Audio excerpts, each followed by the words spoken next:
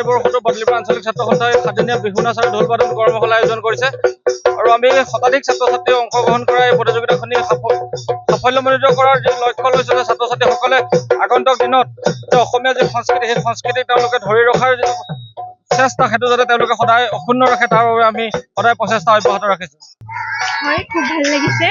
আমি সকলোকে এনেকৈ একেলগে লগ পাই আমাৰ ভাল লাগিছে আৰু বিহুটিক আমি এনেকৈ জীয়াই ৰাখিম বুলি আশাবাদী। সন্থাই ছাত্ৰ ছাত্ৰীসকলক যাতে বিহু শুদ্ধ ৰূপত তেওঁলোকে শিকিব পাৰে আৰু এই বিহু যাতে বিশ্ব দৰবাৰলৈ তেওঁলোকে লৈ যাব পাৰে তাৰ প্ৰয়াস হিচাপে বাদলিপাৰা আঞ্চলিক ছাত্ৰ সন্থাই 7দিনীয়াকৈ বিহু কৰ্মশালা আমি অনুষ্ঠিত কৰিছোঁ।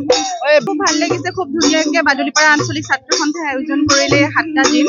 ছাত্ৰ ছাত্ৰীসকলৰ আগ্ৰহ কেনেকুৱা? বিৰাট আগ্ৰহ, তেওঁলোক মোকেও আগতে আহি ৰৈ থাকে এনেকুৱা ধৰণৰ আৰু খুব আগ্ৰহেৰে তেওঁলোকে উপস্থিত আছে।